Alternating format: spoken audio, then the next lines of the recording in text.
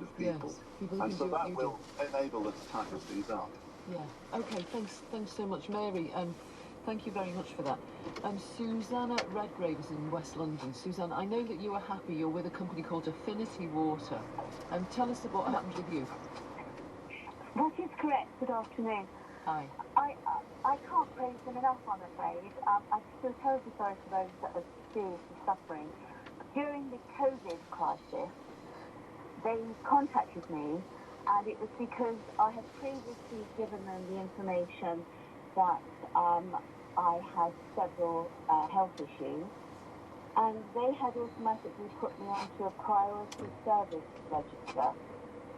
Now, this covers medical health of the recipient of the water meter, the water supply, but not only adults, also children, and that's something that I think probably lots of people don't know.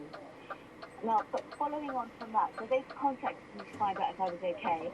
They have also supplied me with various gizmos. I use the word lightly, but something to put onto the mixer tap so that it makes it a spray, which uses less water, and something to go inside the system.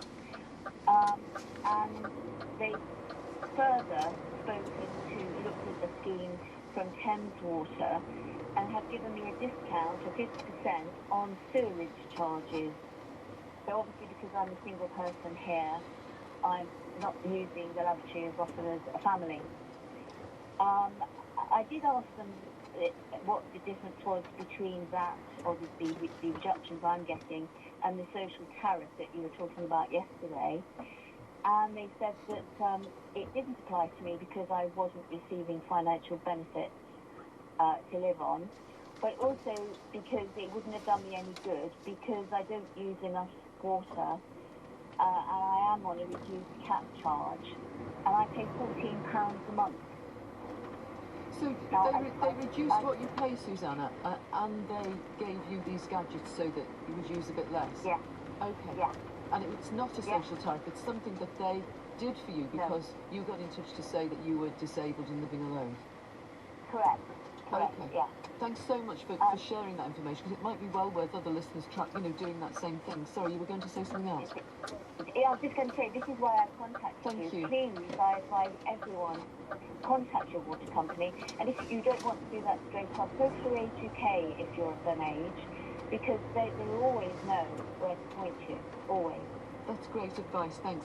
We've got Step Change, a charity that advises people in trouble with debt, on the line as well, just to help us with this business of social tariffs. Richard Lane is going to tell us about it. Richard, the water companies don't cut people off, do they? But how vigorously do they pursue you if you are in debt to them? No, that's right. So if people are worried, just to be clear, you're not going to be cut off from your supply, so you will keep getting water into your home, but they may look to chase you down if you are not paying your bill. What we would say is we do work with lots of water companies, and there is a huge amount of sympathy and support out there at the moment. So don't fear about speaking to your energy provider. Do have a chat with them if you're worried about your finances, you're worried about not making your bill. There are schemes out there, so they are going to be helpful, but ultimately, if you're not engaging, it is possible that debts could be passed to a debt collection agency down the line. Okay, well, we heard just our last caller there, Mary. She doesn't, strictly speaking, qualify for her water company's social tariff, because to get that, for her water company, you have to be in receipt of certain benefits. But what she did do was tell them her circumstances, and they have, nonetheless, they have helped her. So is that what you would suggest for Kath Whippy? She was struggling to pay, and when she got in touch with Yorkshire Water, they said that she didn't qualify. She didn't use enough water, strangely enough. Yeah, that's right. So WaterSure is the social tariff that is offered for people who are struggling to pay with their water bills, but there are certain criteria around eligibility for that. So largely you must be on benefits, and you largely need to be using more water than would be considered normal, and that's often for medical reasons, or because your household might have a larger number of school-age children, for example. So the scheme is very much targeted to help households like that, which means that there are, sadly, households who are falling through the cracks of that support, and it's one of the things we've been campaigning on, as have lots of other organisations, for the extension of social tariffs to more households. I would say that if you're not eligible for a social tariff, some water companies, lots of them in fact, do run things like hardship schemes or fund independent charitable trusts who might be able to help people with their water bills. So it's worth having a chat with them and seeing if there's anything like that available to you as well. The regulator is saying now that they will, fine, I think it's up to 1/10 of their profit or turnover, water companies where customer service isn't good. Because a lot of this comes down to who picks the phone up to you, doesn't it? Who answers if you're in trouble in the room? Yeah, that's right. And as we found with lots of support, whether it's through utility companies or local authorities, sometimes you can feel like you're in a bit of a postcode lottery about whether you're going to be able to access support or not. And that might not just be an individual company, it might just be the advisor that you chat to. I would say, though, from our experience at Step Change, and we've been supporting people in financial difficulties for a long time, is there is support and help out there. And it's really, really important that despite people worrying about what might be happening, that you should engage with a water company or whoever you might be worried about paying your bills with upfront. Have a chat with them before you start falling behind if you can. If you're not getting anywhere with them, speak to someone like Step Change or Citizens Advice. Yeah, so have the age or age concerned. Absolutely, there is support out there. Anna was saying, we called her Mary, and then was Anna. Yeah, so 18 Susanna. Citizens Advice, Step Change, lots of people out there to offer support. 1 in 4 of the clients who come to us at Step Change are behind on their water bills, so it's not uncommon at the moment, particularly in the cost of living crisis that the country's been facing for the last 18 months or so. Richard Lane from Step Change, thanks so much for coming in. Thanks for telling us about that.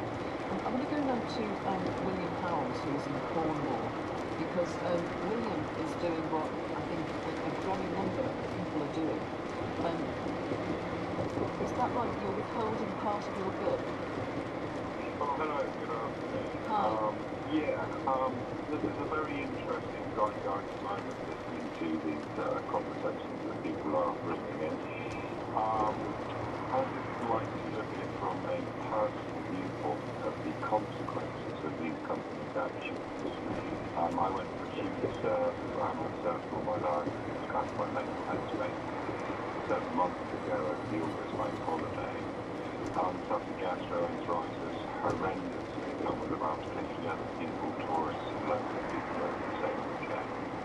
Unfortunately, I never got better. I've just been diagnosed with my atrial hernia, 5 centimeters plus, from being sick so far. It's taken 7 months to find that out. Obviously, it's about another 18 months to get consulted that, and so I'm looking at about £7,000 bill to get myself fixed. So obviously I went down the rabbit hole of what's going on in our local area. Our local beach, Harding Bay, has a very famous beach, always packed with tourists. It gets hit by 3 storm overflows from 3 different angles. We walked up and had a look at what was going on. A couple of local fishermen had been taking some videos there. Literally raw sewage had been pumping for weeks on end.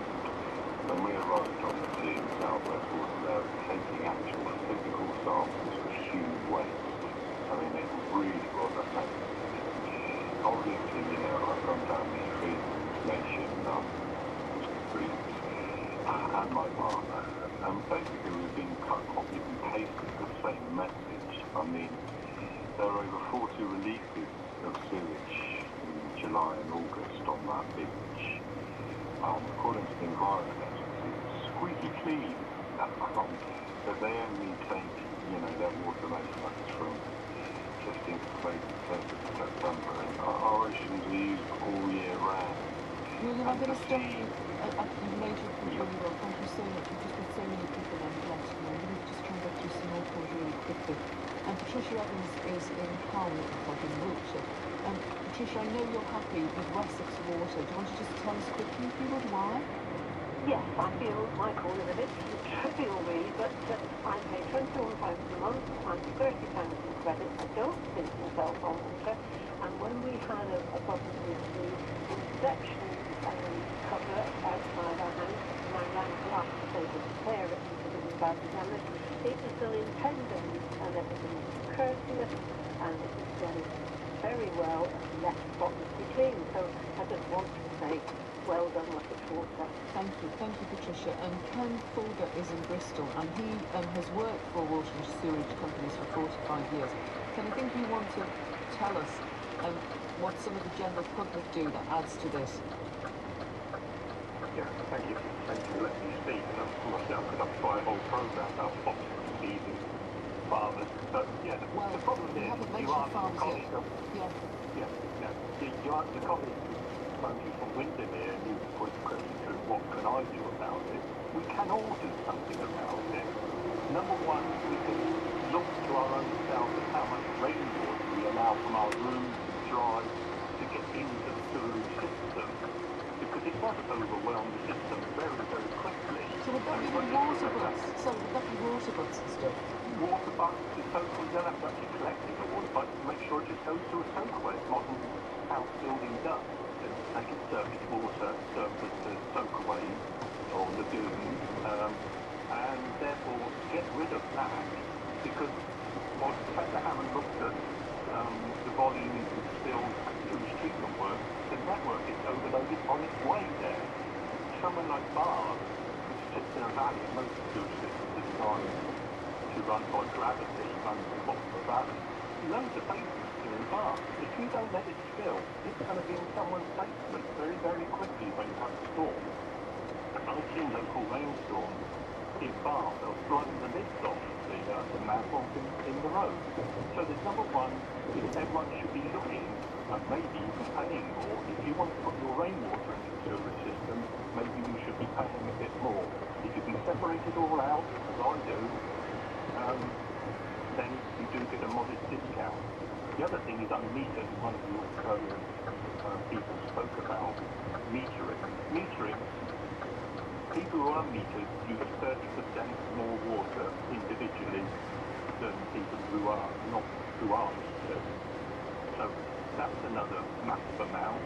I was putting my email to you earlier that when I first started designing the sewerage, we were using about 110 litres water per person per day. Unmetered customers are using 173, and in other areas 200 litres per day. We have massively increased the amount, and we throw it all down the sewer until more companies try and sort it out. Unfortunately, there are people who will throw plastic bags, wet wipes, paint and oil into the sewerage system, which often can knock out sewage treatment work or its biological processes very easily. So we're very mindful that these people want to do something themselves.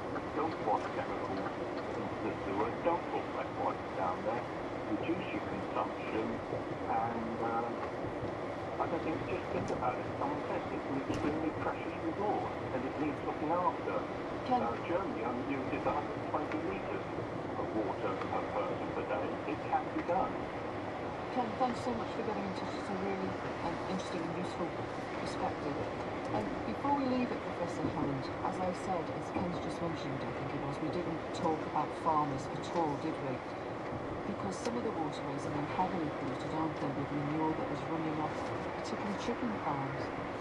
Well, that's happening particularly into the River Wye, where there are, yes, millions of chickens being factory farmed, and then they produce droppings, and the droppings are used as fertilizer by farmers. And if it is put on the fields near rivers, then inevitably, when it rains, that will run off into the river. The River Wye is suffering really, really badly from that. And there is indeed a court case currently at the moment. River Action have taken the Environment Agency to court, and I think it's actually going on in Cardiff as we speak, to say they've not been doing their job in regulating that aspect of farming practices. Well, I thank you so much for that. I probably should just read you a couple of statements. So, as I said, Water UK didn't want to come on the programme. This is what they say. From next year, customers will pay an extra £2 a month on average for sewage services and world-class drinking water. We appreciate a rise in bills is never welcome, but up and down the country, customers will see the results of this investment, with more than 2,000 kilometres of pipe being repaired or replaced, Dozens of wastewater treatment works being expanded with more capacity to treat sewage than ever before, and at the same time, our support for our customers is doubling and will continue to grow. We now have more than 2 million families who are getting help with their bills. Anyone who is worried should contact their water company. It's worth remembering water companies will never cut you off or ever make you use any kind of a prepayment yourself. I guess the comparison they're drawing there is with energy companies. And we've got this statement from the government. As part of the plan for water, more than £2 billion of new accelerated investment will be directed into vital infrastructure to improve water quality and secure future supplies, with £1.7 billion of that money being used to tackle storm overflows. We have set stringent targets for water companies to reduce storm overflows, driving the largest infrastructure programme in water company history. And they add that it includes front-loading action in particularly important and sensitive sites, including all bathing waters. Let's just take one more call, shall we, before we have to go. We've got Kate on the line in Hastings. Kate, tell us, are you getting good value for money from your water company? Hello, yes, more of the same really. Our water bill, I'm sure this is the same for everybody, is split into clean water supply and the taking away and dealing with sewage. So I have withheld that part of my bill. You know, as a statement as much as anything, we have fairly regular sewage alerts at Bexhill and Hastings. I live in St Leonard's, which is right between the two. Sometimes you can smell it, sometimes you can see it, literally pouring into the sea. I do appreciate that the old infrastructure, combined sewage and such, but they have come back to me and said that their agreement is to take away my water. What they do with it is basically nothing to do with me. And that this will be handed to a debt collection agency if I don't pay it in full. So what will you do? Go to court? This is it's a big question. I have a stressful. I pay my bill, but I also do need to make a stand because we have sewage pouring out into our sea. So yeah, it's a difficult one. Well, thanks for calling, and thanks to everyone who got in touch today. Everyone who took part, we really do appreciate it. And thanks to Professor Peter Hammond for bringing this into Mrs. Expert Advice. Tomorrow, Ryanair and some flights will decide on their big dispute. What could that be a good thing for their customers? How easy is it for you to find, how is it for you to stop auto-renewal on your insurance? The companies say it's dead easy, but is it really? And if your balls are Fitbit lately, is it working? Listeners have been getting in touch with us about that. It will be Peter White here tomorrow, just after the news at 12. Thank you so much for listening today. Audio on Yours was produced by Tara Holmes. Studio managers were Amy Brennan and Jonathan S. Just the weather in store for the rest of the day. Let's consult Elizabeth Fitzini. Ellie, thank you, Michael. It's a very different day to yesterday for many of us across the south of England and Wales, with the warm front pushing northwards and eastwards. So it's dragging in some milder feeling air, also plenty of cloud and some outbreaks of rain. It won't be raining all afternoon for England and Wales, but still the wet weather never too far away. The odd heavy downpour, especially over the Welsh Mountains and towards Channel Coast as we go through the rest of the afternoon with a brisk southwesterly wind, plenty of clouds and mist and murk coasts and hills, possibly turning a little bit brighter later on through the afternoon across the southwest of England, particularly to the east of high ground. But other than that, plenty of cloud, temperatures rising to around 11 or 12 degrees Celsius. Now, by contrast, Northern Ireland will be seeing some brighter spells, particularly towards the north. That's where they'll last longest. Cloud thickening from the south, I should say, down there. Sunshine too for much of the rest of the day across the borders and into central northern areas of Scotland. Still some showers out there towards western Scotland, just blowing eastwards, a little bit wintry over the hills, and we're still in that colder air too across Scotland. Temperatures here 4 to 8 degrees Celsius. Now tonight, the rain will continue on and off across much of England and Wales, and wind will strengthen too across the southwest. There'll be cloud outbreaks of rain pushing northwards into Northern Ireland and possibly into southern Scotland as well. Huge temperature contrasts overnight with a sharp frost in the sheltered glens of Scotland. Lows here from -6 degrees Celsius, but 7 to 11 degrees Celsius across the south of England, so double figures here. And then tomorrow that rain continues northwards into southern central areas of Scotland. Heavy downpours for a time, possibly some snow as it bumps into the colder air as well. But it will turn dry and brighter later on for Northern Ireland, England and Wales. Again, showery outbreaks of rain, a few brighter spells across the Channel Islands, perhaps with brisk southwesterly winds. Temperatures mild in the south, colder in the north. Elizabeth Mazzini, many thanks. The World at One analyses the government's plans for house building. First, a word from Vernon Kay. Throughout this month, Radio 2 is doing something very special. Radio 2's Piano Room Month. Some of our favourite artists are joining us at the Maida Vale Studios. Hi, I'm Beverly Knight. I'm Phoebe Arnold. I'm Guy Garvey-Finaldo. Giving us unique live performances alongside the BBC Concert Orchestra.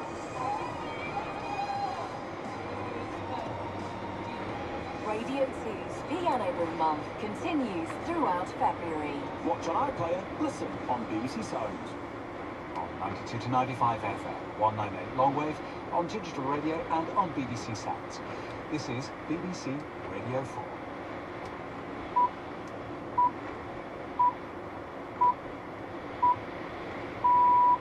Hello and welcome to The World at One with me, Johnny Guy.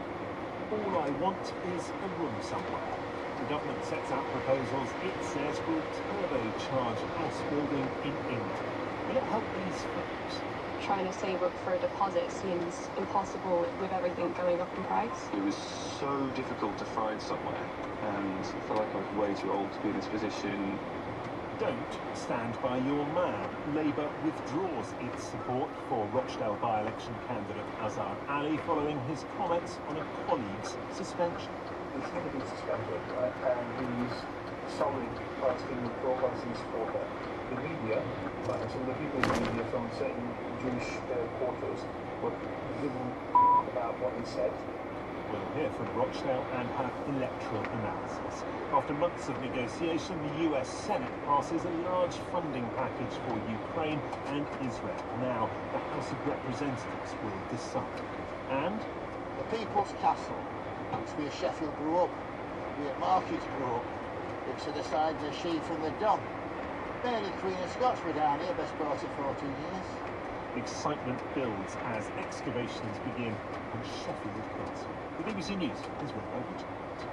Labour has insisted it acted swiftly to cut ties with its candidate for the Rochdale by-election after fresh comments he made about Israel vanished. But the party is facing questions about why it backed Azhar Ali until late last night.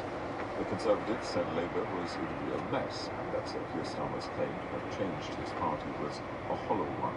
Here's our political correspondent, Hannah Miller. It took almost 48 hours for the Labour Party to withdraw its support for Azhar Ali after the story first emerged. It says new information brought to light by the Daily Mail made its support for him untenable. In a recording of an informal meeting of Labour members and some councillors in October, Mr Ali appears to be talking about Andy MacDonald, an MP suspended from the Labour Party for offensive language used during a pro-Palestinian rally. Suspended on what was said. I know him really well, and he's a solid Palestinian pro-Palestinian supporter. The media, like some of the people in the media from certain Jewish quarters, were given about what he said. Today, Sir Keir has faced criticism for initially giving Mr Ali the benefit of the doubt, which members on the left of the party suggest hasn't been afforded to them. While his decision has been widely praised as the right one Labour MP said it came about 20 hours too late. It's now too late to remove Mr Ali from the ballot paper, and he could still win the by-election. But for the Labour Party, this whole affair will count as a loss.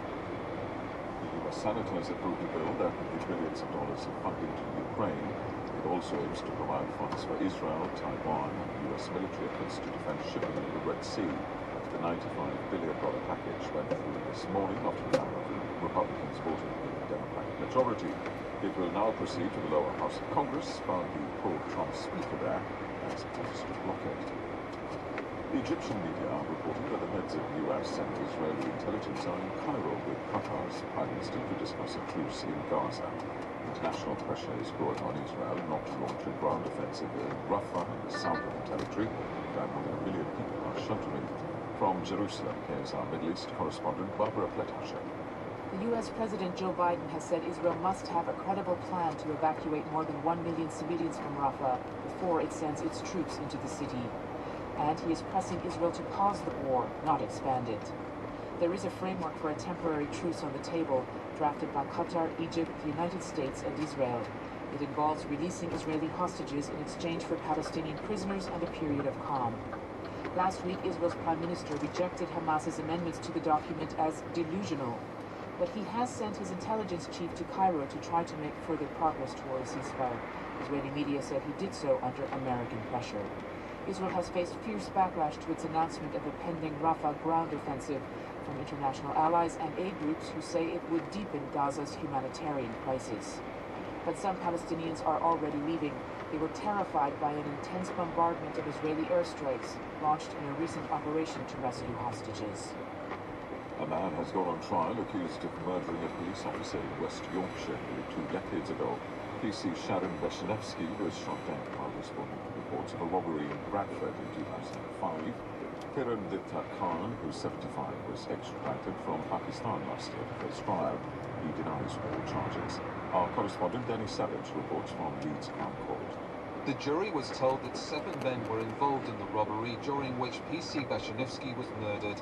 The unarmed officer died on the pavement outside the Universal Express travel agents on Morley Street after she and her colleague were shot at almost point-blank range. 6 of the 7 men were subsequently arrested, tried and convicted. The alleged 7th man is now on trial. He is Kiran Dipta Khan, who the prosecution say was sitting in a Mercedes car nearby at the time. The jury was told he alone knew of the layout of the targeted business, and his role was pivotal in the murder of PC Beshanevsky. He had previously used the travel agent as a customer and knew it held a large quantity of cash. The Housing Secretary, Michael Gove, has proposed changes to planning rules in England that he says will turbocharge house building in big cities. The changes will affect councils that are not meeting their targets.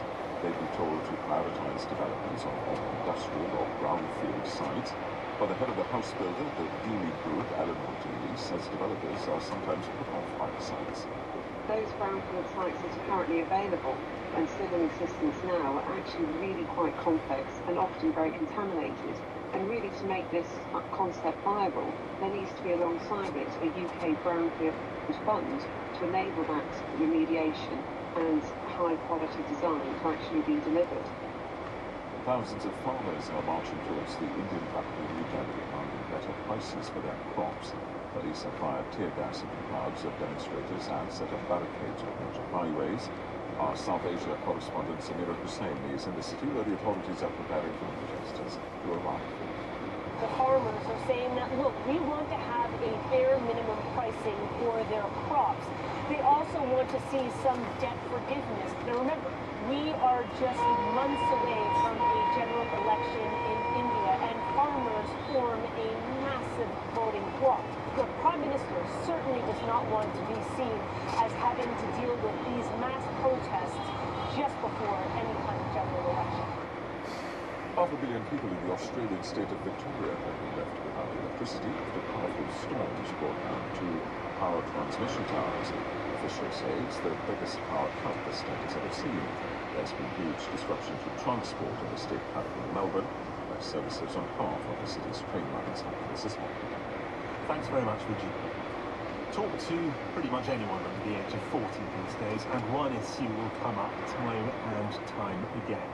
Housing, the lack of affordable accommodation, either to buy or to rent. This morning, the Prime Minister writes in the Times newspaper about putting rocket boosters under part of the housing market in England, forcing big city councils to allow building on brownfield sites, that's ex-industrial or commercial locations, if they don't hit their housing targets, cutting red tape to allow the development of commercial properties into residential units, and lifting the requirement on house builders to gain planning permission for things like loft installations. The Housing Minister, Lee Rowley, 15th Housing Minister since 2010 and the 3rd of Rishi Sunak's premiership, outlined the government's current thinking on Radio 4's Today. What we're trying to do today is say that we need more homes, but we need them in the right places. And the right place is often building in urban areas where there is already the infrastructure, where there are already the schools, the GP surgeries, the transport links, and we're trying to make sure that the changes we announce today puts greater priority on bringing forward housing in urban areas and on brownfield sites. It all comes at a time of extraordinary stress in the housing market. Home ownership rates have fallen pretty steadily in the last 2 decades as prices have moved out of reach for so many. Back in 2002, the median house price was 5 times average annual earnings. Now it is 8 times average earnings, almost 13 times average earnings in London. Throw in tighter regulation on mortgages, much higher interest rates. Owning your own home is a fantasy for so many. Alicia is looking to buy. Her family is helping her with a deposit, but she's struggling to secure a mortgage. I'm looking to buy in Nottingham and Lincoln. There's a lot of different schemes they've got going on which seem very helpful, but then sometimes they're not. Because I know that my problem currently is my salary is like a great salary for myself, but when it comes to loaning, I can only take out a certain amount of my loan. I'm very privileged to have so much help from my family, so I feel like I'm in a situation where it is maybe a little bit better than some people. But with my friends and stuff, I feel like a lot of them, some of them are still saving up for a car and stuff like that, and it's just trying to get lenders to lend us money, which seems to be like the current situation. Then also trying to save up for a deposit seems impossible with everything going up in price. The shortage and price of housing for sale trickles down quickly to the rental sector too. Mum of 3, Leslie from North Devon, had to leave her home after she was served a no-fault eviction notice last year. She's struggling to find a new property. It was quite a difficult time, temporary accommodation. There were so many sort of rules to live by. You can have friends round. My children are totally aware of the situation. We've always been really transparent with them. And I think, especially living in North Devon, you know, it is so hard for people to actually save up because they don't have a wage coming in all year round.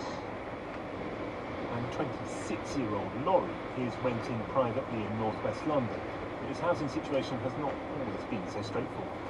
I first moved out at the start of 2021. So I ended up moving to an old house, lots of rooms in it. The whole place was just sort of dirty and unsafe, and I knew I couldn't live there. So I ended up moving back. Then I found another place which is a lot nicer, but then I got priced out essentially. So I had to move back home again. It was so difficult to find somewhere, and I felt like I was way too old to be in this position. But there's nothing I could do. Literally, I'd go to like 10 viewings a week, get priced out every time. Someone else would bid in there first. Some people would bid before I even viewed it. And then sort of the ultimate kind of kick in the teeth really is I then did find a place, and I thought, okay, you know, here we go. And then I got a message from the landlord saying, oh, by the way, we're selling it, so you have to move out in a couple of months. For a while, under Boris Johnson, the government planned to force building targets on councils across England. That was abandoned in the face of opposition from Conservative parklands. So now it's the big cities and their brownfield sites to which the government turns. If councils fail to reach 95% of their housing targets under government proposals, the use of brownfield sites by developers will be made that much easier. Nigel Hugill runs Urban and Civic, one of the UK's biggest property developers. He's been involved in property regeneration, is heavily involved in the development in East London, which accompanied 2012. Good afternoon, Mr. Hugill. Good afternoon. You rubbing your hands at the thought of councils yielding up brownfield sites? No, I'm afraid it might, the proposals might add a couple of cylinders to large city development, but it certainly won't turbocharge housing development across the Midlands and the southeast of England, where demand is just as high, in fact actually higher than a number of the northern cities. So the Prime Minister is right to ask not just how many but where, but the reality is that the housing shortage which you just described so eloquently is not confined to the large cities. It's really a Midlands and South East England phenomenon. I mean, the government today has gone out of its way to say this brownfield sites within cities are where people want to live, where there are services and amenities that they're pointing in the right place. You're saying that's just not true. No, I think there is the kernel of truth there, which is that, and what we have to do is we have to accept that we're going to build in these broader areas new communities, not just estates, and what that does mean is that we have to be prepared to build amenities first. That development should be amenity-led, and so the way that you make housing development palatable in the areas where there is opposition is actually by not building houses first, it's by building precisely these schools and roads and doctors' surgeries that are referred to. So that bit is absolutely right, but it's, if you like, it looks at the wrong end of the bottle. Because as far as your company is concerned and your office is concerned, people do want to live outside the big cities, as you mentioned, southeast and Midlands. Absolutely. I mean, and it's difficult to build houses in the middle of cities, and a substantial proportion of the population want, particularly young families, want houses, and therefore you have to look at that. And of course our planning policies were essentially established after the Second World War, when there were less than 50 million people who lived in the country, and now there are pushing 70 million. We haven't really fundamentally changed since that. So today's proposals are a modification, but they're not a fundamental shift. Thank you very much for being on the World at One. The big picture remains a chasm between demand and supply, one that has driven prices ever higher. Emily Williams is Director of Residential Research at Savills Property Group. She's with me here in the studio. Hi.